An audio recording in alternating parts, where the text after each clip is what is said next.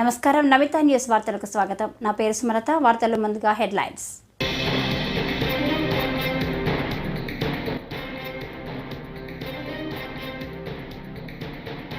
ప్రపంచ ఆదివాసీ దినోత్సవ వేళ గిరిజనులతో కలిసి చంద్రబాబు నృత్యం.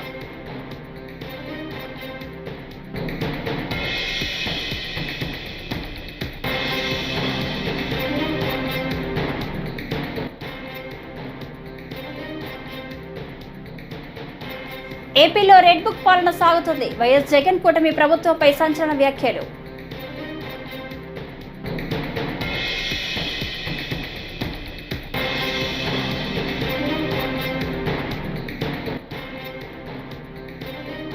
పెండింగ్ నిధులు విడుదల చేయండి, కేంద్ర మంత్రులకు నాదెండ్ల విజ్ఞప్తి.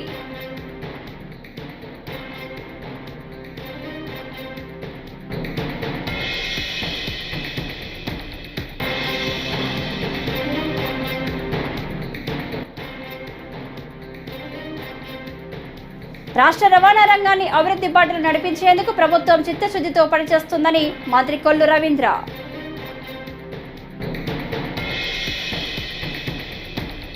ఇక డీటెయిల్స్ చూస్తే ఏపీ సీఎం చంద్రబాబు నాయుడు ప్రపంచ ఆదివాసీ దినోత్సవం వేళ గిరిజనులతో కలిసి సందడి చేశారు. ఆదివాసీ దినోత్సవ కార్యక్రమంలో పాల్గొనేందుకు విజయవాడ తుమ్మలపల్లి కళాక్షేత్రానికి వెళ్లారు. అక్కడ ఆయనకు మంత్రి గుమ్మడి సంధ్యారాణి ఎమ్మెల్యేలు ఘన స్వాగతం పలికారు. అనంతరం గిరిజనులతో కలిసి చంద్రబాబు కొద్దిసేపు తిల్సా నృత్యం చేసి వారిని ఉత్సాహపరిచారు. గిరిజనుల వద్దకు వెళ్లి వారిని పలకరించారు. ఆ తర్వాత డప్పు కొట్టి గిరిజనులతో మమేకమయ్యారు. వివిధ వేషధారణలతో వచ్చిన వారితో ముచ్చటించారు. గిరిజనులు తయారు చేసిన ఉత్పత్తులతో ఏర్పాటు చేసిన ప్రదర్శనశాలకు వెళ్లి వాటిని పరిశీలించారు. అంతకుముందు అరకు కాఫీ తాగారు.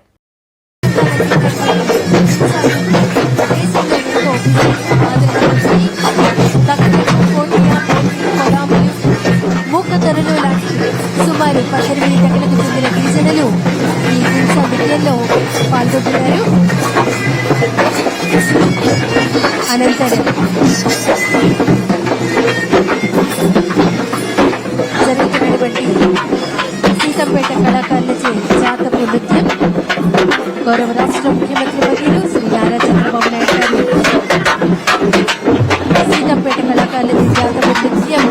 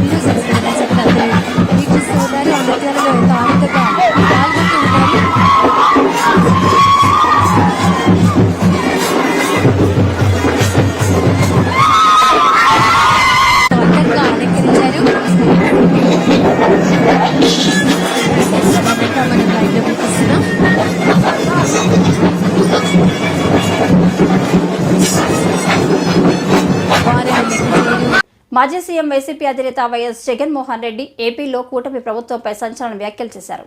రాష్ట్రంలో రెడ్ బుక్ పాలన కొనసాగుతుందని ఆరోపించారు. రాష్ట్ర వ్యాప్తంగా రెడ్ బుక్ పాలన సాగిస్తున్నారు. ఊళ్లల్లో ఆధిపత్యం కోసం వ్యవస్థలను భ్రష్టు పట్టిస్తున్నారు. రాడ్లు కత్తులతో గ్రామంలో దాడులు చేస్తున్నారు. ప్రజలకు మంచి చేయాలన్న ఆలోచన ఈ ప్రభుత్వానికి లేదు. రాష్ట్రంలో అరాచక పాలన జరుగుతుంది. చంద్రబాబు మహిళలను మోసం చేశారు. ప్రతి విద్యార్థికి 15,000 ఇస్తారని చెప్పి చంద్రబాబు మోసం చేశారు. ఎన్నికల సమయంలో మాయ మాటలు చెప్పారు. మన ప్రభుత్వమే ఉంటే ఇప్పటికీ అందరికీ రైతు భరోసా అందేది అని వైఎస్ జగన్ అన్నారు. అవి కూడా మోసం చేశాడు.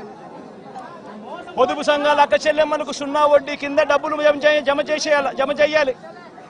అది మోసం చేశాడు. అది కూడా ఇవ్వకుండా ఇలా ప్రతి ఏరియాలోనూ కూడా ప్రతి ఒక్కరిని కూడా రైతులను మొదలు పెడితే రైతులను, చిన్నపిల్లలను, పెద్ద పిల్లలను, అక్క చెల్లెమ్మలను ప్రతి ఒక్కరిని కూడా మోసం చేసిన ఈ చంద్రబాబు ఏ ఒక్కరూ కూడా ప్రశ్నించకూడదు, ఏ ఒక్కరూ రోడ్ల మీదకి రాకూడదు, ఏ ఒక్కరూ చంద్రబాబు నాయుడు గారిని నిలదీయకూడదు అని రాష్ట్ర వ్యాప్తంగా రెడ్ బుక్ పాలన సాగిస్తూ ఉన్నారు. రెడ్ బుక్ పాలనలో చంద్రబాబు నాయుడు ఆయన కొడుకు రాష్ట్రంలో రెడ్ బుక్ పాలన వాళ్ళు తెరిచి కక్ష సాధింపు చర్యలు వాళ్ళు చేస్తూ ఉంటే అక్కడి నుంచి మొదలైతే నియోజకవర్గ స్థాయిలో ఎమ్మెల్యేలు, మండల స్థాయిలో మండల నాయకులు, గ్రామ స్థాయిలో గ్రామ నాయకులు వీళ్ళందరూ కూడా రెడ్ బుక్లు వాళ్ళు తెరిచేసి వాళ్ళు ఊర్లలో ఆధిపత్యం కోసం ఏ రకంగా వ్యవస్థలను భ్రష్టుపట్టిస్తూ పోలీసులను నిస్తేదం చేస్తూ పోలీసుల సమక్షంలోనే ఏ రకంగా లా అండ్ ఆర్డర్ను నాశనం చేస్తా ఉన్న పరిస్థితి ఈ గ్రామంలో, ఈ సీతారాంపురం గ్రామంలో సుబ్బరాయుడన్న కుటుంబానికి జరిగిన అన్యాయం ఒక్కసారి గమనిస్తే ఇక్కడే కనిపిస్తుంది. ఇదే గ్రామంలో ఆధిపత్యం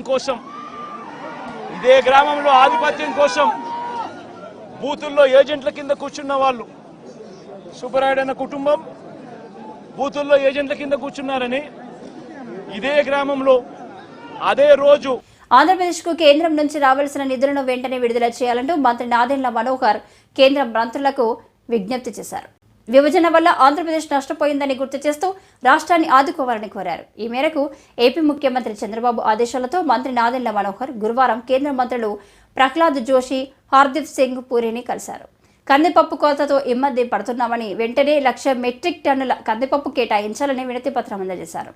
దీపం కనెక్షన్ల విషయంపై సీఎం చంద్రబాబు రాసిన లేఖను కేంద్ర మంత్రికి అందజేశారు.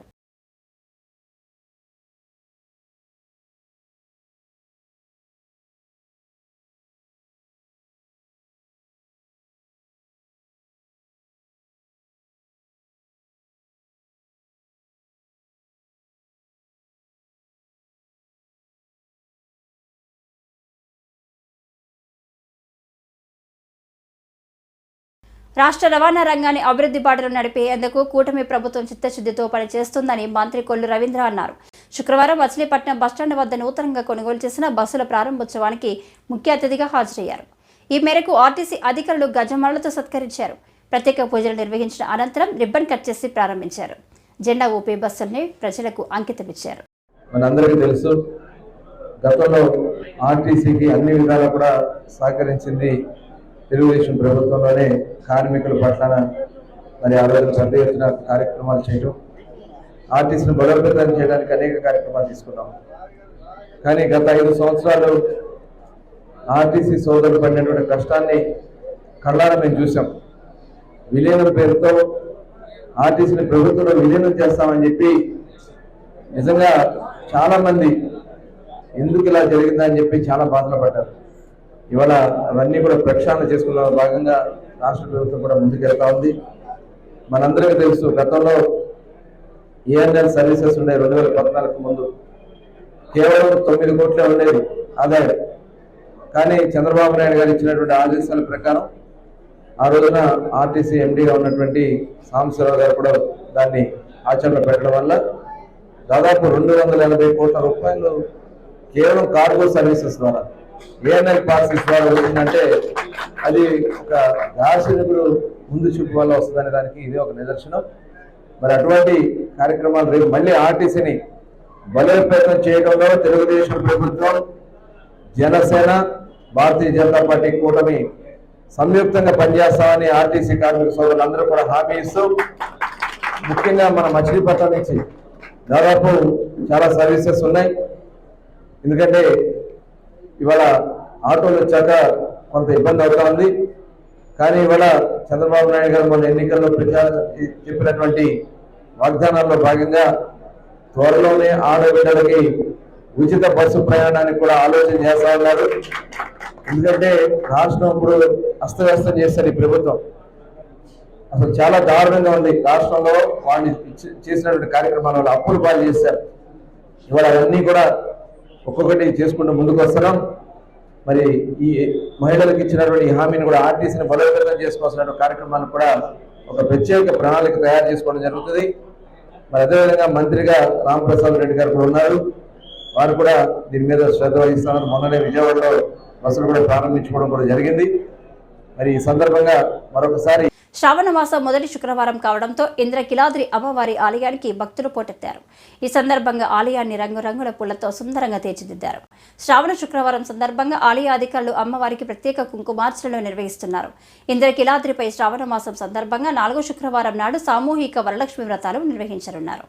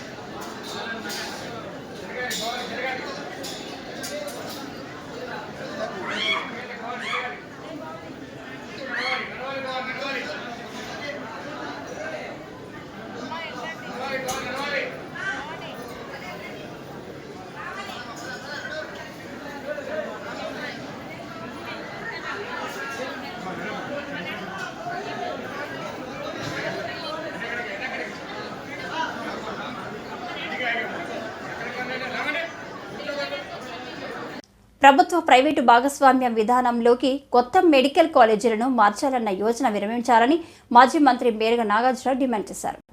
అది ఖచ్చితంగా ప్రభుత్వ కొత్త మెడికల్ కాలేజీల ప్రైవేటీకరణ చేసే చర్యలని ఆయన తేల్చి చెప్పారు. ప్రభుత్వం వెంటనే తన నిర్ణయాన్ని మార్చుకోకపోతే పేద విద్యార్థుల పక్షాన పోరాడతామని ప్రకటించారు.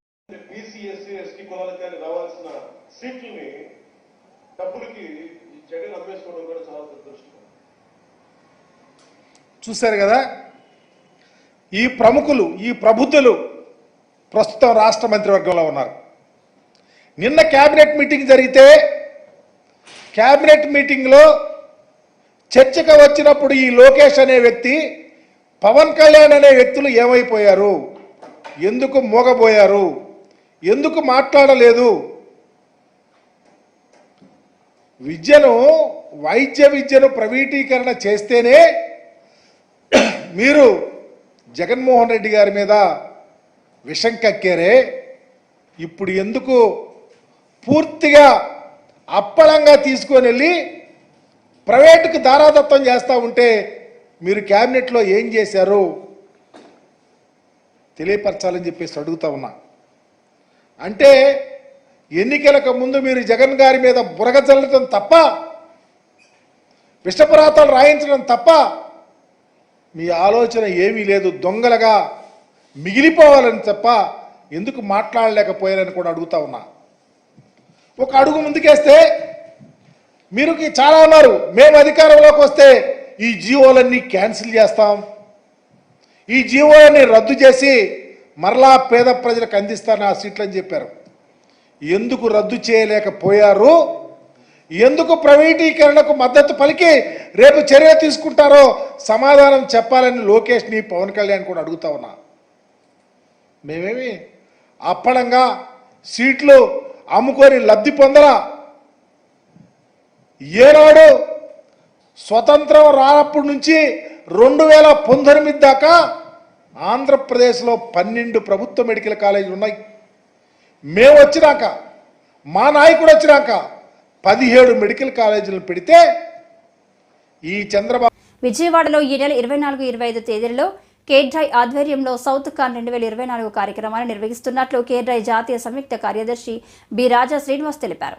విజయవాడలోని ఓ హోటల్లో ఏర్పాటు చేసిన విలేకరుల సమావేశంలో మాట్లాడుతూ సీఎం చంద్రబాబు నాయుడు ముఖ్య అతిథిగా హాజరై ఈ కార్యక్రమాన్ని ప్రారంభించనున్నారని, 5 రాష్ట్రాల నుంచి 1000 మంది ప్రతినిధులు హాజరు కానున్నారని పేర్కొన్నారు. స్వాగతం సుస్వాగతం. సో ఈ సౌత్ కాన్ అనేది 5 రాష్ట్రాల గురించి ఇప్పుడే చెప్పారు రమణరావు గారు, రాజా శ్రీనివాస్ గారు. మేము ఎప్పుడో అంటే ఆల్మోస్ట్ 7-8 years బ్యాక్ చేసాం సౌత్ కాన్ చెన్నైలో, అంతకుముందు కర్ణాటకలో బెంగళూరులో చేయడం జరిగింది. ఆ తర్వాత ఈ సౌత్ కాన్ ఆంధ్రప్రదేశ్లో చేయడానికి ముఖ్య కారణము రాజా శ్రీనివాస్ గారు అండ్ క్రెడై ఆంధ్రప్రదేశ్ టీం. ఎందుకంటే ఈ ఇనిషియేటివ్ తీసుకొని ఒక పెద్ద బాధ్యత, అన్ని రాష్ట్రాల నుంచి అందరిని తీసుకొచ్చి ఒక పెద్ద వేడుక ఇది. It's not easy to organise such a big event. అంటే మనం ఈవెంట్స్ ఇంతకుముందు కూడా క్రెడై ఆంధ్రప్రదేశ్ అండ్ క్రెడై తెలంగాణ ఆధ్వర్యంలో ఇజ్రాయిల్లో ఒక ఈవెంట్ చేశాము, నేషనల్ కన్వెన్షన్. ఒక కన్వెన్షన్ చేయాలంటే చాలా పర్సనల్ టైం ఇవ్వాల్సి వస్తుంది. నాకు తెలుసు వీళ్ళందరూ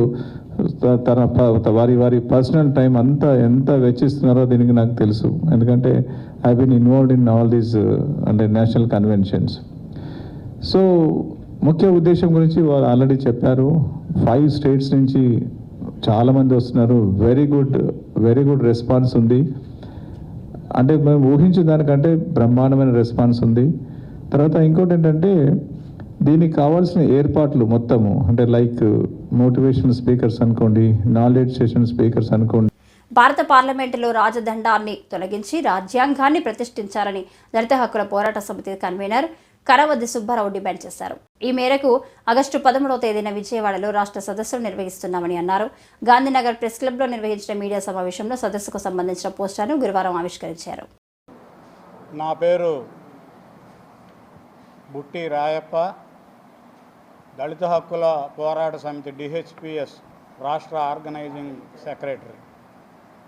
ఈరోజు డిహెచ్పిఎస్ ఆధ్వర్యంలో పత్రికా విలేకరుల సమావేశాన్ని ఏర్పాటు చేశాం. భారతదేశానికి బ్రిటిష్ వారి నుంచి స్వాతంత్రం కోసం అనేక పోరాటాలు, త్యాగాలు చేసి సుమారు 75 సంవత్సరాల క్రితం మనం స్వాతంత్రం సంపాదించుకున్నాం. ప్రజాస్వామ్య వ్యవస్థని కాపాడి రాజ్యాంగాన్ని అమలు చేయాలి, భారతదేశంలో ఉన్నటువంటి కుల, మత, వర్గ వివక్షతల్ని రూపుమాపాలి అని బాబాసాహెబ్ అంబేద్కర్ గారు ఎంతో శ్రమించి రాజ్యాంగాన్ని భారతదేశానికి నిజమైన లబ్ధిదారులకే టిడ్కో ఇళ్ల హక్కు పత్రాలు జారీ చేస్తామని మంత్రి నారాయణ అన్నారు. చిలకలూరిపేటలోని టిడ్కో ఇళ్లను చిలకలూరిపేట ఎమ్మెల్యే ప్రత్తిపాటితో కలిసి ఆయన పరిశీలించారు. ఈ సందర్భంగా మీడియాతో మాట్లాడుతూ సీఎం ఆదేశాల మేరకు గేటెడ్ కమ్యూనిటీల స్థాయిలో టిడ్కో ఇళ్ల ప్రాంగణాలు అభివృద్ధి చేస్తున్నామన్నారు. మార్చి చివరి నాటికి అన్ని హంగులతో వాటిని లబ్ధిదారులకు అందిస్తామన్నారు. ముఖ్యమంత్రి గారి చేతుల మీద ఒక 100 అన్నా క్యాంటీన్స్ యాక్చువల్గా స్టార్ట్ చేస్తున్నాం. మిగిలిన 103 కూడా ఆగస్ట్ ఎండింగ్ లోపల కంప్లీట్ చేయాలి. అంటే బిల్డింగ్స్ రెడీ అయిపోతున్నాయి. ఎవరైతే యాక్చువల్గా ఎక్స్ప్లెయిన్ చేస్తారో వాళ్ళు కిచెన్స్ ఎస్టాబ్లిష్ చేసుకుంటున్నారు. కిచెన్లు ఎస్టాబ్లిష్ చేయడానికి కూడా కొంత టైం అడిగారు. అందువల్ల ఆగస్ట్ 15th 100 అన్నా క్యాంటీన్లు, మిగిలినవి ఆగస్ట్ ఎండింగ్ లోపల పూర్తి అవుతాయి. ఈ నేపథ్యంలో చిలకలూరిపేటలో నేను యాక్చువల్లీ ఇన్స్పెక్షన్ చేయడం జరిగింది. పనులన్నీ పూర్తి చేశారు, చక్కగా చేశారు. ఆ అధికారులందరినీ నేను ప్రత్యేకంగా అభినందిస్తున్నాను. అదేవిధంగా చిలకలూరిపేటలో ఆ రోజు మంత్రిగా ఉన్న పుల్లారావు గారు యాక్చువల్గా మా చిలకలూరిపేటలో ఇంతమంది పేదలు ఉన్నారు, నాకు 5,000 వచ్చిన ఇళ్ళు కావాలంటే అవన్నీ ఆ రోజు శాంక్షన్ చేయడం, లాటరీస్ ఇవ్వడం జరిగింది. అయితే ఈ గత ప్రభుత్వం, వైఎస్ఆర్సీ ప్రభుత్వం వీటన్నింటినీ నిర్వహణ చేసింది. అంటే అన్ని జిగ్జాగ్ చేసింది. అంటే నిరుపేదలకి వాళ్ళు ఎలా ఇవ్వాలా, ఎలాంటి ఇవ్వాలని ఆలోచన లేదు. వాళ్ళు కట్టారు, కొన్ని దగ్గర ఇళ్ళు 4 గోడలు కట్టి స్లాబ్ వేశారు. వాళ్ళ ఒక ఎమ్మెల్యేనే కామెంట్ చేశాడు, మంచి కొనుక్కోవడానికి కూడా కుదరదని. కానీ మేము చక్కగా షీర్వాల్ టెక్నాలజీ భారతదేశంలో అప్పటికి ఎవరు కట్టలా, ఫస్ట్ టైం ఆంధ్రప్రదేశ్లో కట్టాము. దీనికి 100 రూపాయల నుంచి 200 రూపాయలు ఎక్కువ ఖర్చు అవుతుంది. అయినా చాలా లాంగ్ పీరియడ్ మన్నిక ఉంటుంది, స్ట్రాంగ్గా ఉంటాయి. అలాంటి టెక్నాలజీతో కట్టాం. చక్కటి రోడ్లు వేసాము, డ్రింకింగ్ వాటర్ ఫెసిలిటీ. అంతేకాకుండా కాలనీ కట్టిన తర్వాత అక్కడి నుంచి వచ్చే బాత్రూంలో, టాయిలెట్స్ నుంచి వచ్చే వాటర్ని ట్రీట్మెంట్ చేసి బయటకు వదలాలి. అవి కూడా పెట్టారు స్టోరేజ్ ప్లాంట్. పుత్తూరు పట్టణంలోని రైల్వే స్టేషన్ రైల్వే కార్డర్స్ నందు గల శ్రీ నాగాలమ్మ దేవాలయం నందు నాగపంచమి నేటి శుక్రవారం పురస్కరించుకొని ఉదయం 7 గంటలకు శ్రీ మానసాదేవికి, వరసిద్ధి వినాయక స్వామికి, సుబ్రహ్మణ్య స్వామికి, రాహుకేతువులకు విశేష అభిషేకాలు నిర్వహించడం జరిగింది. అనంతరం ఆయా నిర్వాహకులు భక్తులకు ప్రసాదాలు పంచిపెట్టారు.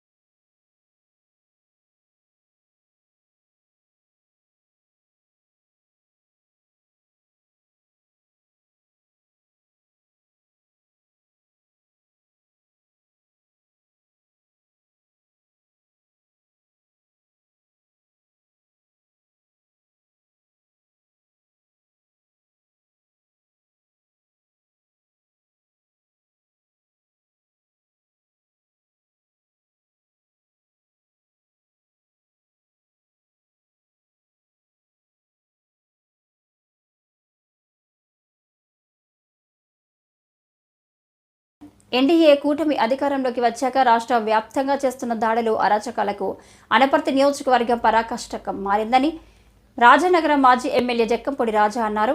బిక్కవోలు మండలం ఇళ్లపల్లి గ్రామ సర్పంచ్ లొల్లభద్రాన్ని మాజీ ఎమ్మెల్యే సూర్యనారాయణ రెడ్డి, వైసీపీ నేత డాక్టర్ గూడూరు శ్రీనివాస్తో కలిసి ఆయన పరామర్శించారు. ఈ కార్యక్రమంలో పలువురు నాయకులు పాల్గొన్నారు. ప్రజలచే ఎన్నుకోబడి ఈ గ్రామస్తులందరి యొక్క మనసులు గెలుచుకుని ఒక సర్పంచ్గా ఎన్నికయ్యి ఈ గ్రామానికి మంచి చేయాలనేటువంటి బలమైన సంకల్పంతో పనిచేస్తూ ఉన్నటువంటి మీ సర్పంచ్ గారిని కేవలం రాజకీయంగా కక్షపూరితమైనటువంటి ధోరణితో ఇవాళ రాష్ట్రం మొత్తం మీద తెలుగుదేశం పార్టీ చేస్తూ ఉన్నటువంటి అరాచకాలు భాగంగా అనపర్తి నియోజకవర్గం ఓ పరాకాష్ఠకు చేరిందనేటువంటిది ఖచ్చితంగా మనందరికీ కూడా స్పష్టంగా ప్రతిరోజు జరుగుతూ ఉన్నటువంటి సంఘటనలు అన్నీ కూడా మనకు అర్థమయ్యేటట్టుగా కనిపిస్తూ ఉంది. ఈ అరాచకాలకి తిరుగుబాటు అనేటువంటిది మొదలైంది. ఇప్పటిదాకా సహనంగా ఓపికతో గాంధీ గారు ఓ చంప మీద కొడితే ఇంకో చంప చూపించమని అన్నాడు అన్నట్టుగా డాక్టర్ గారి దగ్గర నుంచి మొదలుపెట్టి ఈ నియోజకవర్గంలో ఉన్నటువంటి ప్రతి కార్యకర్త కూడా ఈ క్షణం వరకు కూడా చాలా సంయమనం పాటించి ఇప్పటిదాకా ఓపిక పడుతూ వచ్చారు. ప్రజలు ఎన్నికల్లో ఒక తీర్పు ఇచ్చారని అంటే ఎంతో గొప్ప నమ్మకంతో మనల్ని ఏదో ఉద్ధరిస్తారు. కేంద్ర ప్రభుత్వం అవలంబిస్తున్న కార్మిక వ్యతిరేక విధానాలపై సంఘటిత పోరుతోనే అడ్డుకోగలమని సిఐటియు నాయకులు శేషుబాబ్జీ పేర్కొన్నారు. శుక్రవారం కాకినాడ హెడ్ పోస్ట్ ఆఫీస్ వద్ద సిఐటియు ఆధ్వర్యంలో ఆందోళన కార్యక్రమం చేపట్టారు. ఈ సందర్భంగా ఆయన మాట్లాడుతూ మోడీ నాయకత్వంలోని బీజేపీ ప్రభుత్వం అధికారంలోకి వచ్చి రాగానే కార్పొరేట్ సంస్థలకు మేలు చేశారని, కార్మికులకు మాత్రం అన్యాయం చేసిందని ఆయన విమర్శించారు. దేశవ్యాప్తంగా అంటే జిల్లా కేంద్రాలను కూడా ఈ నిరసన ధర్నాలు నిర్వహిస్తున్నాయి. 1942 సంవత్సరంలో ఆగస్టు 9వ తారీఖుని క్విట్ ఇండియా అనే పిలుపును మహాత్మా గాంధీ ఇచ్చారు. బ్రిటిష్ వాళ్ళని ఈ దేశం నుంచి వెళ్ళిపోమని చెప్పి. ఇప్పుడు మేము పిలుపు ఏంటంటే కార్పొరేట్ కంపెనీలకి పిలిపిస్తున్నాం, మీరు పెట్టుకుంటారా బాబు అని చెప్పి ఈ దేశాన్ని, దేశ ప్రజల్ని, మూలుగుల్ని పీల్చివేస్తూ ఉన్నారు. వాళ్ళ అడుగుజాడల్లో మోడీ నడుస్తున్నారు. ఆ మోడీతోటి చంద్రబాబు నాయుడు, జనసేన జతకట్టి తిరుగుతూ ఉన్నారు. దేశవ్యాప్తంగా 18 లక్షల ప్రభుత్వ ఉద్యోగాల పోస్టులు ఖాళీ ఉన్నాయి. వాటిని నింపాలని కోరుతున్నాం. ఏటికేడకు జీఎస్టీ పన్ను పెంచుకుంటూ పోతూ ఉన్నారు. కార్పొరేట్ కంపెనీలు 6 లక్షల కోట్ల రూపాయలు జీఎస్టీ పన్ను బకాయి ఉంటే ఇంతవరకు వాళ్ళని అడిగే ధైర్యం కూడా ఈ గవర్నమెంట్కి లేదు. అందుకని వీటన్నిటికీ వ్యతిరేకంగా ఫైట్ ఇస్తున్నాం. ఒక్కొక్క ఎమ్మెల్యే 2 లక్షల రూపాయలు వేతనం తీసుకుంటున్నాడు. ఒక్క 25,000 కనీస వేతనం కార్మికులకి ఇవ్వమంటే స్టోరీలు చెప్తూ ఉన్నారు. ఇదివరకు చెత్తపన్ను ఉండేసింది ఏపీ స్టేట్లో, దాన్ని చంద్రబాబు నాయుడు గారు ఆపించేశారు. సంతోషంగా ఊపిరి పీల్చుకునే అంతసేపు ఆగలేదు. ఇప్పుడు ఒక పైలట్ ప్రాజెక్ట్ అంటే పిఠాపురంలో మొదలెడుతున్నారు. మొత్తం నియోజకవర్గం అంతా కూడా చెత్త పన్ను వసూలు చేస్తూ ఉంటున్నారు. జగన్మోహన్ రెడ్డి చెత్త పన్ను 30 రూపాయలు పెట్టాడు. ఇప్పుడు పవన్ కళ్యాణ్, చంద్రబాబు నాయుడు కలిపి 90 రూపాయలు పెడుతున్నారు. అంటే 3 రెట్లు ఎక్కువ.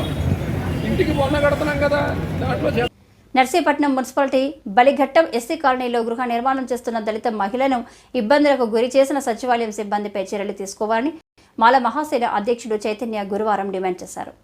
నర్సీపట్నంలో మాట్లాడుతూ అదే అంశంపై ఆర్డీఓకు, మున్సిపల్ కమిషనర్కు గతంలో వినతి పత్రం అందజేశామన్నారు. ఇంతవరకు వారిపై చర్యలు చేపట్టకపోవడం అన్యాయమన్నారు. చర్యలు తీసుకోలేని పక్షంలో ఆందోళన చేపడతామన్నారు. అందరికీ జై భీమ్. నేను పొందుగల చైతన్య, మాలదేశం రాష్ట్ర అధ్యక్షుని, అలాగే న్యాయవాదిగా పనిచేస్తూ ఉన్నాను. ఏదైతే ఈరోజు నర్సీపట్నంలో ఈ కుమారి అనే ఒక బాధితురాలు ఏదైతే తన ఇల్లు నిర్మాణం చేస్తున్న క్రమంలో అక్కడ టౌన్ ప్లానింగ్ అధికారులు లంచం ఇవ్వమని వేధింపులకు గురి చేయటం, అలాగే ఇల్లు కట్టుకోలేకుండా మిగతా వాళ్ళలాగా కాకుండా ఈ అమ్మాయిని టార్గెట్ చేస్తూ 50,000 రూపాయలు లంచం ఇవ్వమని డిమాండ్ చేయడం జరుగుతూ ఉంది. అయితే ఆమె ఈ సదరు విషయాన్ని వారం రోజుల క్రితం నర్సీపట్నం మున్సిపాలిటీలో కంప్లైంట్ ఇవ్వడం, అలాగే ఆర్డీఓ గారికి ఈ విషయం తెలియజేయడం జరిగింది.